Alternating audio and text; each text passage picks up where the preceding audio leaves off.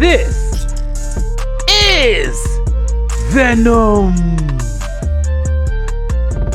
Welcome to the Void. This is episode 43. Jesus. Check the video description below this video. There you will find links to my full network. Subscribe to this channel if you haven't already done so, and click that bell to enable notifications. It's the only way to be notified when a new video is uploaded. In this episode, I'm talking NXT 2.0 from February 8th, 2022.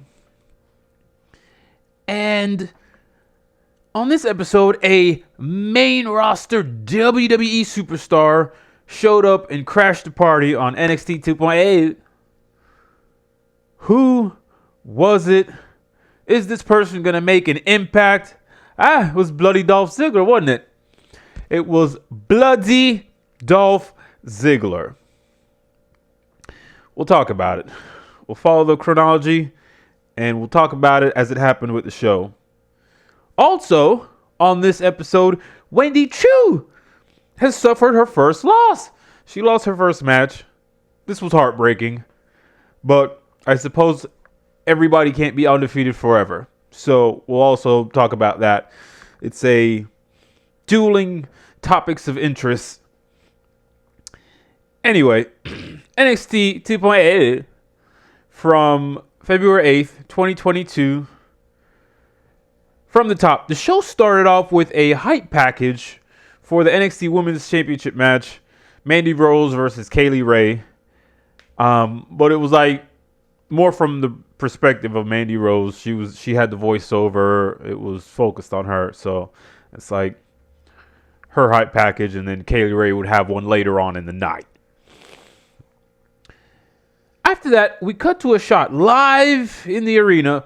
There was no formal intro. We were just kind of, there was no formal intro to the program. We were just kind of, we're here. The Creed brothers were just already in the ring. And then GYV, the Grizzled Young Veterans, they made their entrance, complete with a microphone. They had a live mic for some reason. I don't know why. But before they could really say anything, the Creed brothers hopped out of the ring and met them on the entrance ramp and jump-started things. So they're all fighting. And eventually they all got to the ring, and this Dusty Tag Classic semifinal match got underway. So around the time the match started, that's where I kind of realized that the rest of the Diamond Mine were out there. Malcolm Bivens, Ivy Nile, and Roderick Strong, they're just watching on from ringside. This was a decent match. This was a fairly decent match. The Creed brothers are they're still showing flashes of their newness. They need some polishing. They need some seasoning, and it's obvious every time they're in the ring. But they still have a lot of athletic potential, and seem to be pretty naturally geared to picking this up. So, it's probably going to take them a while, but we'll just have to stick with the Creed brothers and see what becomes of them. There was a very nice spot where. Okay, so James Drake is perched on the top rope, right? And right below him, Brutus Creed had Drake's partner, Zach Gibson, pinned in the corner, kind of like with his shoulder in his gut, right? So Brutus Creed has Gibson pinned. James Drake is perched on the top rope, and out of fucking nowhere, Julius Creed runs in, ran up his partner's back, sprung to the top, and gave James Drake a superplex over the top of Brutus and Zach Gibson. And it was like, whoa. That was not only beautifully executed, but good concept. It was, just kind of out of nowhere. And you're just like, whoa, whoa, whoa, whoa! It was one of those kind of pops. It was one of those kind of reactions where you're just, kind of mesmerized in the moment. So the Creed brothers eventually won this and will advance in the tournament. Now, this surprised me because I thought grizzled young veterans would advance, but what do I know? After that, they played a recap from last week of the Cora Jade versus Raquel Gonzalez match. Then after the recap, we were backstage with Cora Jade and Mackenzie Mitchell for an interview, right? So Cora Jade said, it means a lot to me to team with Raquel. And she gets interrupted by, was that a couple of foreign exchange students from NXT South America? I've written here, what's going on? Two chicks, lower third identified them as Valentina Feroz and Yulissa Leon. I've written here, who? I've never heard of these women before in my life. They said, Valentina and Yulissa, they said, we have lot to prove, or they had a thick accent. We have a lot to prove. There's competition. Then they just started speaking full-blown Spanish. They just broke out into full-blown Spanish. Suddenly, Raquel Gonzalez walked in, and then everyone was speaking Spanish, except for Cora Jade and Mackenzie Mitchell, who were just sitting there, just looking baffled, and I'm sitting there looking baffled, dazed, and confused. Like, what the fuck is going on? Just what's going on? Bunch of back and forth in Spanish, and then everyone just walked off, and I just sat there confused about what had happened. There was no subtitles, no reason for this to be on TV. After that, they played a recap from last week of Wendy Choo versus Amari Miller, where old Tiffany Stratton was trying to pay off Amari Miller to take out Wendy Choo, or I think just win the match. After the recap, we see Amari Miller and Wendy Choo. They walk into the NXT 2.0 arena with shopping bags and this was from earlier in the day, right? So they arrived earlier in the day with a bunch of shopping bags, and Wendy Choo showing off Tiffany Stratton's daddy's black card.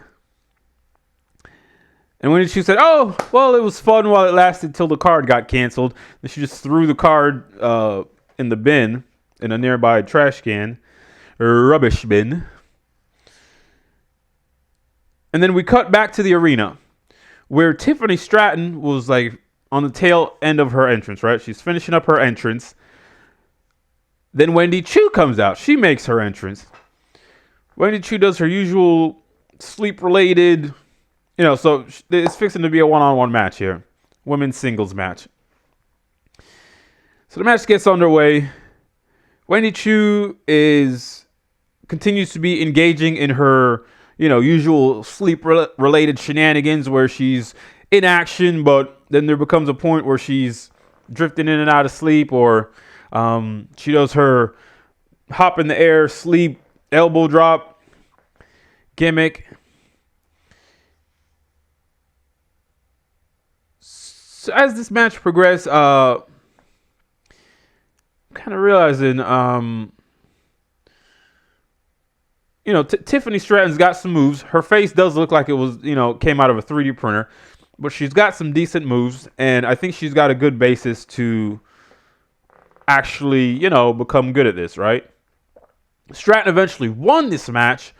She put the first loss on Wendy Choo's record. There's no actual record here. There's no record or win-loss record. It's only a figment of our imaginations. NXT doesn't keep these statistics or make them matter. But big ups to Tiffany Stratton. She won with a beautiful looking twisting Vader bomb, right? So she goes up for a Vader bomb, does a full 360 and comes down stomach first. Boom, flattens Wendy Choo, pins her 1, 2, 3. A decent little match. It was quick. Wendy showed off her sleep-related shenanigans, and Tiffany Stratton did well to show off her athleticism. And then before it overstayed its welcome, they were out of there. So the friction between Tiffany Stratton and her daddy looks like it's going to continue as it relates to Wendy Choo in some manner. Not sure. After that, we were backstage with Draco Anthony. Who? Apparently, he made his debut last week. I watched the program last week. I didn't see any of this. But I think what's happened here is the Outlaw feed that I watched, because I don't watch this live. I don't watch on USA or Sci-Fi or whatever. I watch after the fact online, and I guess the Outlaw stream I watch just cut that whole section out as a part of maybe an ad break. I don't know. So I haven't seen. This is my first time seeing Draco. Right, so he's backstage for our interview. He's approached by Joe Gacy and Harland. Harland, man. So Joe Gacy kind of offers an olive branch. Like I don't know if he's trying to recruit Draco, but he's giving him that false sense of nicety, trying to lure him in. Hey, we can be friends and do good things or whatever the fuck he said. So Gacy just said his piece, and then he walks out of shot. Meanwhile, Harland is just standing there looking like a mechanical predator of some description. It's like, well, this is uncomfortable. After that, we cut to Mackenzie Mitchell. She's on the set with Pete Dunn for an interview. Pete Dunn address Tony D'Angelo. Or it's like this. Tony D'Angelo. Gotta get the hand going. So Pete Dunne addressed Tony D'Angelo and their cage match next week. And then that was basically it. After that, Draco Anthony walked in and he says, he's got respect for Pete Dunne. And it'll be an honor to share the ring tonight. Pete Dunne just blew him off and said, whatever, I'm still going to snap your fingers tonight. And Pete Dunne walks out. So you can't endear yourself to the guy, apparently. Pete Dunne. So Pete Dunne makes his entrance after that. He's making his entrance, and they go to a picture-in-picture ad break. They did Draco Anthony's entrance and the start of the match during the ad break, and it's like, okay, this is weird. They picked a weird spot, and they did it twice. So this is like a conscious decision to say, we'll do the picture-in-picture ad break while somebody's walking out. I don't think that's the best spot to do it. I really don't think that's the best spot to do it. So we come back to full screen. Picture-in-picture break ends. And they're just mid-match. Joe Gacy and Harland, man, are watching on from the perch, the fucking crow's nest, whatever that elevated platform is called. I don't proper know what to make of Draco. He's a decent looking guy in great shape. You can tell he never misses a chest workout ever. Jeez. He's coming for old Idris Inofe with for the tightest tits in the game. The thing is, he's just like ultra generic. It's like he's just like such a blank canvas that if you poured bleach on him, nothing would change. He's just so generic, bland. He looks like some guy that just came back from overseas and then took his shirt off and walked out, and he's wrestling like some army man. Oh, he's a generic army guy. He's just like super ultra mega generic in both the way he talked and his in-ring mannerisms. Like he's You can tell on the entrance he's trying to figure out like just what to do with himself, really. You know, he's wanting to be hype and kind of energetic, but he just doesn't know what to do with his body. So this is going to be kind of weird because this is a developmental brand, and this is happening on national fucking television. So we're going to have to sit here and watch this guy develop. And like right now he's just nothing. You know, he's like table, handful of clay. He's just this blob of nothing. So we're going to have to pay attention to see what he molds himself into, or what they mold him into. Toward the end of this match, Pete Dunne is on the outside next to the announce table. Tony D'Angelo! He ran out and tried to blindside Pete Dunne with the crowbar, but Pete Dunne had him scouted. He dodged out the way, and eventually Pete Dunne shoved Tony D'Angelo into the ring post. Then Pete Dunne just proceeded to get back in the ring and kick Draco Anthony's ass. Just like foiled Tony D'Angelo, hops back in the ring, bitter end, Draco, you're done, 1, 2, 3, and Pete Dunne wins. And it's like, well, I guess he is the baddest man in NXT because I'm the baddest man in NXT. So, because he just dealt with these motherfuckers. Post-match, Tony D'Angelo tried to attack Pete Dunne again. But Pete Dunne was able to break free, clock Tony D'Angelo, so he fights the guy off a second time, and then Pete Dunne just goes manic, hops out the ring, goes underneath the ring, and just starts throwing a bunch of shit in the ring. Steel chairs, kendo sticks, trash cans, trash can lids. Pete Dunne gets back in the ring. He's got a microphone, because of course he does. He asks Tony D'Angelo, why don't we hang a bunch of weapons next week in the steel cage and make it a weaponized steel cage match? And Tony D'Angelo accepted. And it's like, why don't we hang a bunch of weapons and make it a weaponized steel cage? They might as well have just said, next week, we're going to have a 2 out of 3 falls, lumberjack, weaponized, steel cage, last man standing match. They're putting fucking gimmicks. This felt like they were just piling gimmicks on top of gimmicks. Just like, what? Like, is all that necessary? Oh, it's a weaponized steel cage. Give me a break. What, the cage isn't enough of a weapon? God damn it. After that, we cut backstage somewhere.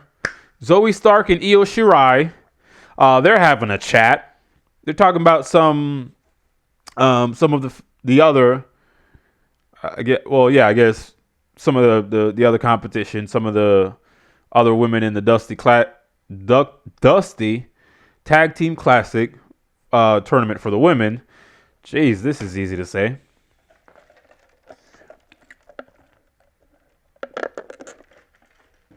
So they had a chat and decided, since Zoe Stark's knee won't be rehabbed in time, Io Shirai needs to find a new partner. And Io seemed to have somebody in mind, but she didn't let Zoe Stark know. So who knows what's going on?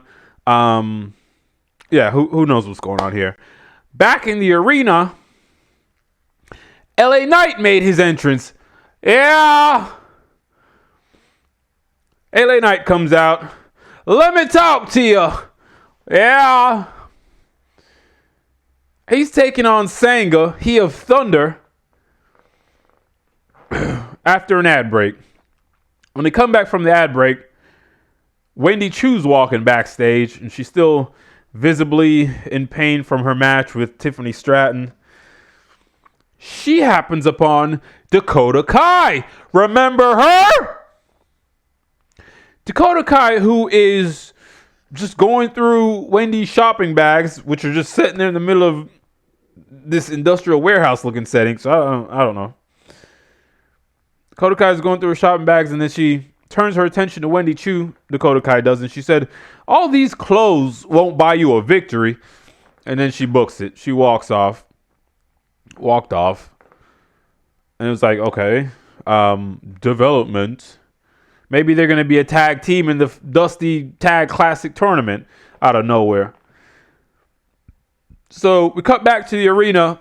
Sanga the Thunder made his entrance. He's accompanied by Grayson Waller. Sanga the Thunder, I swear to God to you, was dressed like Braun Strowman 2.0. Same kind of top, same kind of pants, same kind of boots. The only difference is he was an Indian or Middle Eastern guy with a curly mustache, and he was wearing MMA type gloves. But besides that, they just dressed him like Braun Strowman. Grayson Waller was dressed like a Romanian hipster gypsy with a speech impediment. What was going on? So the match gets underway. LA Knight's doing his best to hold his own. But this guy is, obviously a brick house. 6'8", over 300 pounds. He's solid. One point towards the end of this thing, Waller gets up on the apron and just rips off one of the turnbuckle pads for no reason, for no fucking reason. And then he just stands there like an idiot till the referee notices him. And then it ended up, LA Knight had his back to that same exposed turnbuckle corner. Sanga charges. LA Knight moves out the way like you would. Sanga, he of Thunder, charges into the exposed turnbuckle. And LA Knight just hit a neck breaker and pinned the guy. So thank you for coming, Sanga. The fuck's going on? I think maybe Grayson Waller needs to acquire the other parts and just fully form the Gate Guardian. Because clearly Sanga isn't enough to go against LA Knight.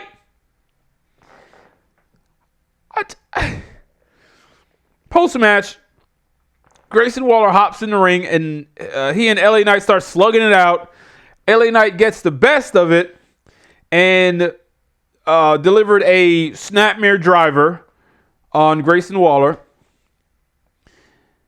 As soon as he hit that, he was chased out of the ring by Sanga, who had recovered fucking his hit points. I don't know.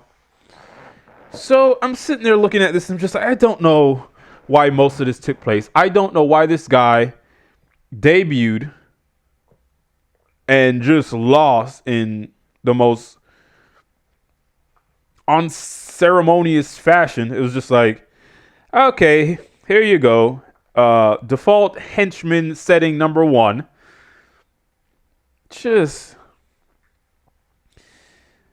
It's bizarre. Where do we go from here? Grayson Waller's had been talking about this restraining order nonsense, which is nonsense because he's ringside for LA Knight's match.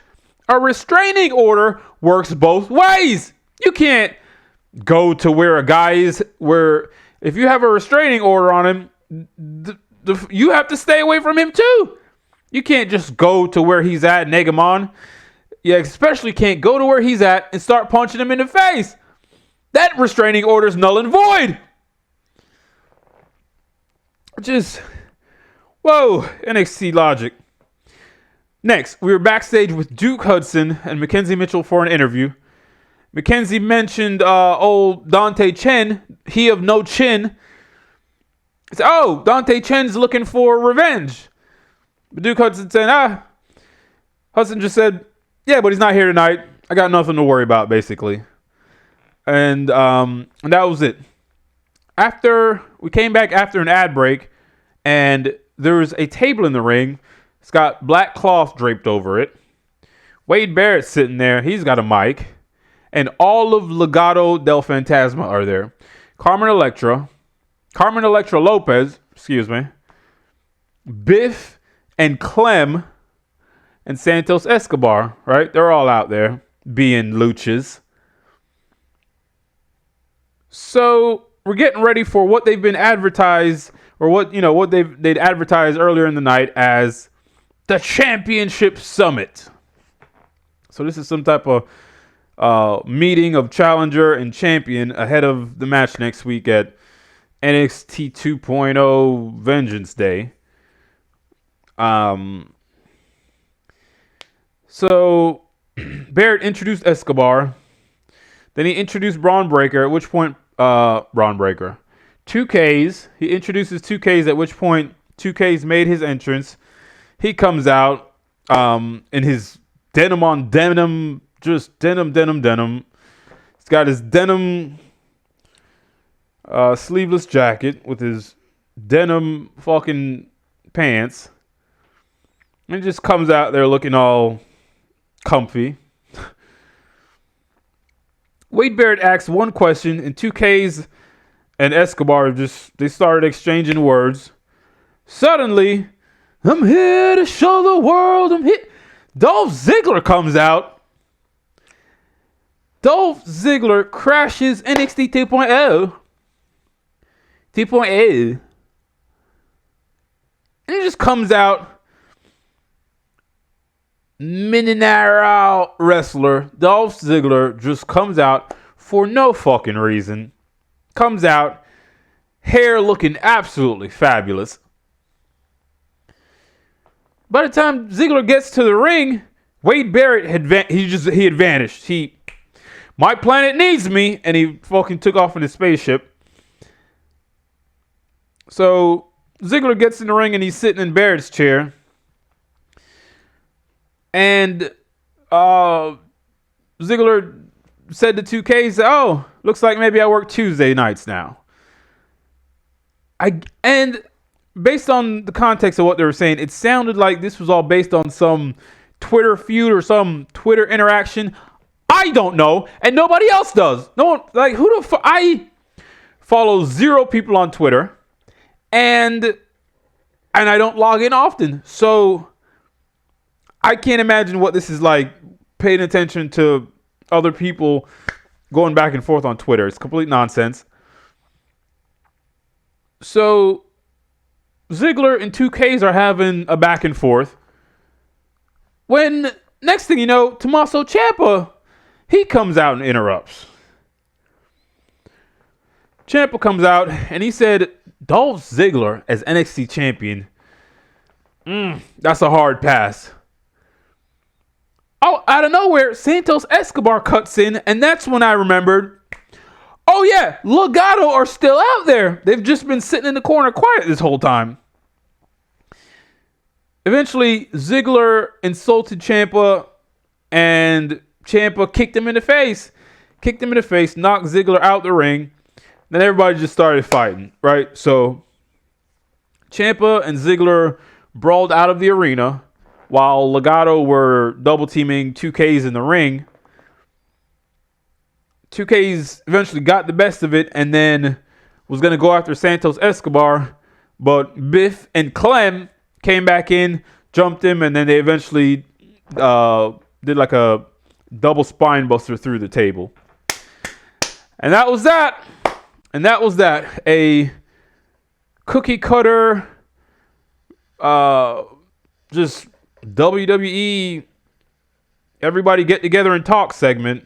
So it was just, they didn't deviate from anything out of the textbook. It was just what they always do. Except there's a bunch of other unnecessary people involved. Why was Dolph Ziggler even there? Why was he even there? Next, Kaylee Ray was shown standing, looked like in front of one of those automatic garage doors, and there's a table filled with glassware. And there's Kaylee Ray with her green baseball bat. She said some stuff regarding Mandy Rose, and then she swung the bat and almost missed everything on the table. Like she hit like 2 things, and then it looked like she realized, oh, well, that didn't look very, and so she overturned the table. I don't know. I still don't like her. I think in the ring she's fine. She's even above average, but everything surrounding her character and the way she talks and just all that is just, I could do without it. It's a no for me, dog. Next, Grayson Waller was shown leaving the NXT 2.0 arena. And he said, next week, LA Knight is getting arrested for violating the restraining order. The fuck's he talking about? LA Knight was out there having a match.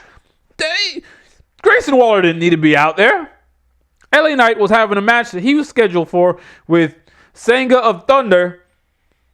And Grayson Waller's the one who broke the restraining order. He came out there and got close to LA Knight. So I don't know how he's now threatening to arrest. And is that how this happens? Oh, he violated the restraining order. Next week?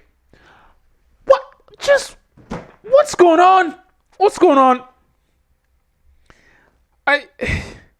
If you think about this for more than a second, your head will explode. After that, they cut to Saray, who is in full Asian schoolgirl mode, and she walks to the entryway, and she walks through, and we switch to the camera inside the arena, and the Warrior of Sun emerges. Her hair is a different color. It's all dyed. What's the word? Dyed, like, you know, the shot of her backstage, she's got jet black hair and pigtails. She walks through the entranceway. It's this whole new warrior looking princess. She's got red hair. Is she the female boa? Is that what we're doing here? Is that what's going on?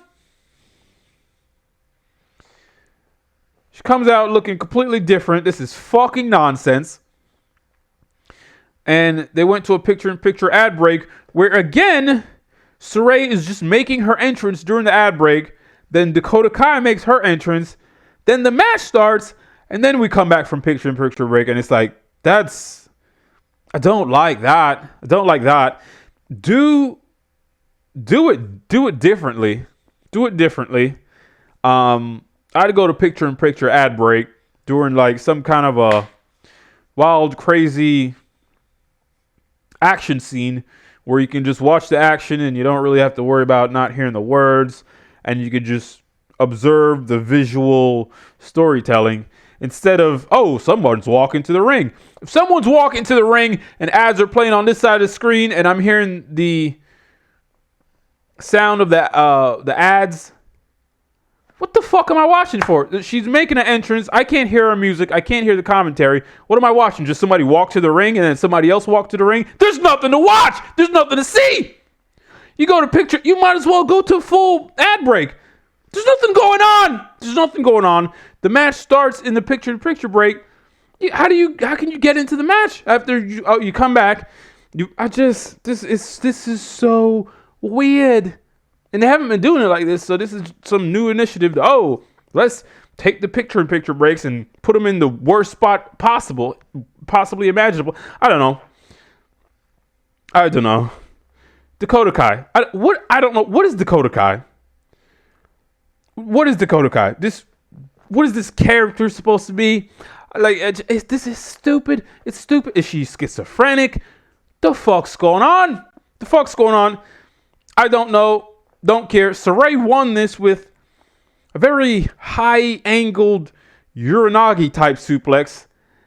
And that was that. I didn't think Saray looked as good in this match as she did last week, but you could still kind of tell she's got the pieces figured out a little bit more than some of these other women.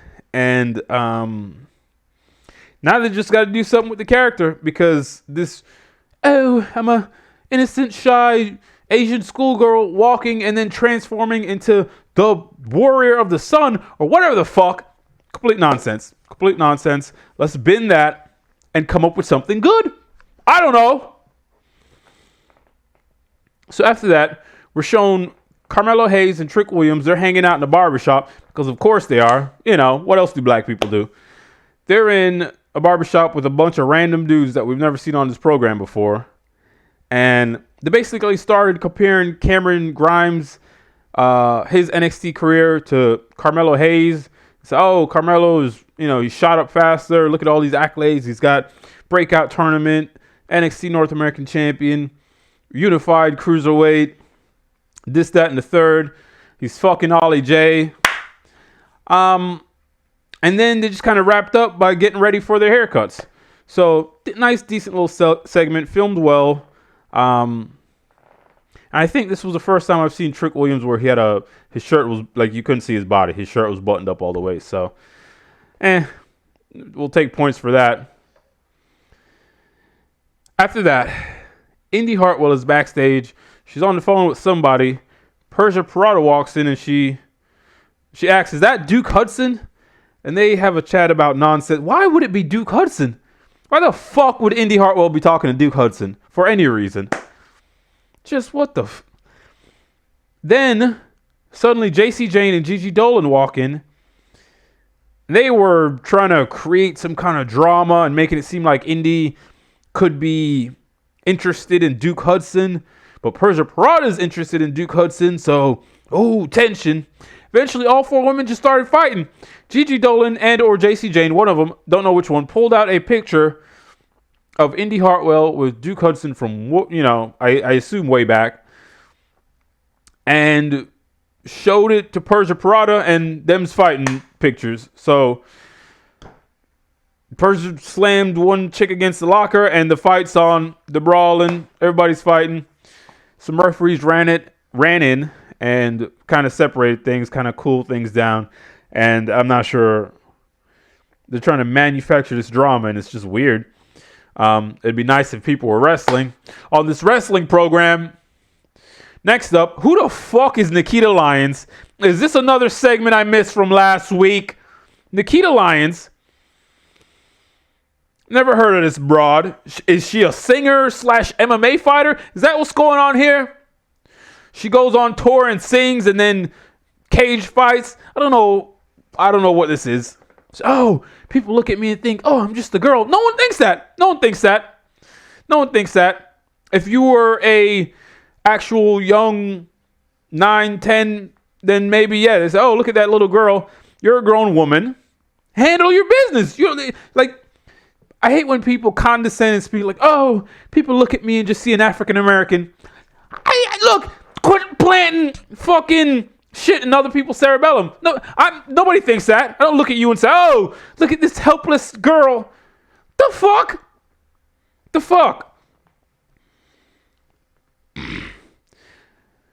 Backstage somewhere, representatives from the law offices of Briggs and or Jensen approached Casey and Casey. That's Casey Catanzaro and Caden Carter. And they asked them out on a date? ?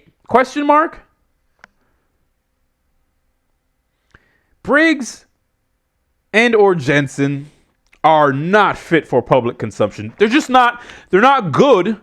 They're just not good TV characters. So no one cares. So they had some airtime and no one cared and it was over. Back in the arena, MSK were mid-entrance. We joined them midway. That's what they fucking do now. No one gets a full entrance anymore. Except for Malik Blade and Idris Inoue. They were out second. They made...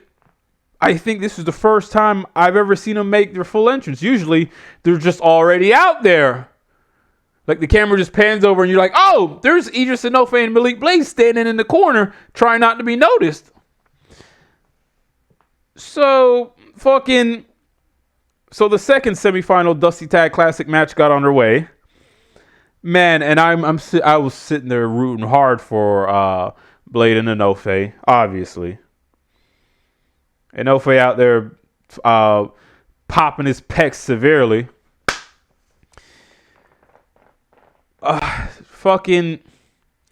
I can't tell if MSK are just trying to do whatever they think is remotely cool to like get noticed and have something to relate to with people, or if they just are out of touch stoner goofballs. I think it might be the latter. I've written here, there was too much tongue exposure from both of MSK. Like, what am I watching? I was alone. I was watching this alone in a quiet room, and out loud I shouted, "Why the fuck do they keep sticking out their tongues?" Bizarre. This match went through a picture-in-picture ad break, which I thought was a better way to do the picture-in-picture ad break instead of just somebody's making their entrance, pay attention to nothing. unfortunately, MSK won this. They won this match. And MSK won. And they're like, oh! And they cut to a shot of white kids in the front row throwing up gang signs. Just what in the tried, sun-dried thunderfuck? A real shame, like I said. A real shame Blade and Inoue aren't advancing in the Dusty Cup. The boyhood dream has come to an end. The fairy tale fantasy has halted. There will be no more Blade and Inoue in said tournament. Next, there was a little hype video package for Cameron Grimes. So, it was his voiceover talking about, his roots and what it would mean to him to win the North American Championship. Oh, it says, give back all the cars and the money and blah, blah, blah. If I could just win that belt. So, he's all the way in. He's caving. Back from an ad break, Dakota Kai was shown, and she's skulking backstage, is the way I would put it. She's being all crazy. Sis says she crazy. So she's walking along, and eventually she happens upon Wendy Choo, and Wendy Choo says, it's not as easy as you think, is it? I guess because they both lost tonight, so she's maybe they're just gonna bond over whatever, and then they're both gonna enter the Dusty Tag Classic, and then it's gonna be narcoleptic Wendy Choo and schizophrenic Dakota Kai. Ew, they're crazy. Maybe that's the direction. Who the fuck knows? Where is this going? Where is this going? Then, finally, it was main event time. We were shown Kaylee Ray she had her green baseball bat, and she was by a ladder for no fucking reason, and she's, I guess, hyping herself up. And then we see Mandy Rose, JC Jane, and Gigi Dolan. They're presumably making their way out to the arena when Indy Hartwell and Persia Prada appear out of nowhere, and they jump Gigi Dolan and JC Jane, and Mandy Rose is kind of getting some licks in. So while the tag teams were brawling, some dude, a bunch of people ran out to separate the brawl, and then some dude in a gray suit just told Mandy Rose, oh, you need to get to the ring. Get out of here. You're needed in the arena. Get to the, so you need to be out there for the title match. So Mandy Rose is off. They're still trying to set, whatever. It's complete chaos. Mandy Rose makes her entrance. Mandy Rose has the most outlaw manicured fingernails that I've ever seen since Nyla Rose. As a combat athlete, extended fake fingernails is not something that makes sense. Doesn't make sense. Once you see... What the fuck? Once you see a wrestler, MMA fighter, I don't even think in most other actual sports it's outlawed. You can't, they make sure your fingernails are a certain length with good reason. Here you see these women with manufactured glue-on manicured fingernails, and it's like that. Just whenever I see a female wrestler sporting fake extended nails, I just assume they can't wrestle or don't take the business seriously, because what in the flying sunshine Florida fuck? Why would that be a good idea? You're fixing to go out there and fight with these men. It's like when you see people wearing jewelry and you're like, come on now. Who gets to a fight with, oh, I'm going to go fight with my manicured fingernails, earrings in my ear, and a fucking necklace. You wouldn't just stop it. It's just more, oh, well, this isn't a real fight. That's what that lends credence to. So I just assume Mandy Rose can't wrestle. And Needless to say, I fast forwarded the shit out of this match. Mandy Rose with a pump. She won with a pump knee strike, and the rest of Toxic Attraction apparently had made their way to ringside at some point during this because they were out there. I'm not sure if they helped cause a distraction or if Mandy Rose just won on her own merits. Post-match, Toxic Attraction were getting ready, I assume, to just kill Kaylee Ray. They had her cornered, looked like they were going to crush her fucking esophagus, and you know, then she wouldn't be able to breathe anymore, and she would just die. She'd just lay there in the ring and die. But Io Shirai ran out. Shirai runs out to make the save. I've written here, I don't know what's going on. Earlier, Io Shirai was supposedly looking for a new tag team partner, right? Because Zoe Stark is injured, or, you know, is not going to be recovered in time for the tournament. So here, Io Shirai runs out in the middle of this. Is her purpose there to team with Kaylee Ray and enter the Dusty Classic? Is that... Because if that's not it, then I don't know what the fuck. If that's not it, I don't know what the fuck. And that was that. The show went off air, and we have NXT Vengeance Day to look forward to next week. So I will be there for that. Now, I'm no longer doing Friday Night SmackDown reviews. This past weekend, I tried to watch it, and it was just like, they just keep doing the same thing every week. Like, it's just rinse and repeat. They don't care. Like, they don't care. The product is, if I had to guess, probably 35% new content, and everything else is either recap, an ad, or something that you saw the previous week. So I'm just like, you know what? I'm no longer watching main roster WWE.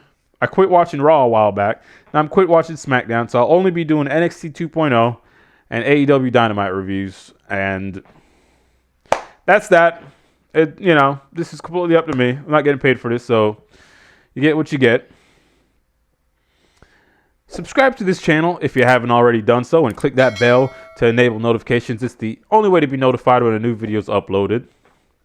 That is all I got for you on this episode. Until next time, I'm D'Lo Jordan, and this right here, this is VENUM.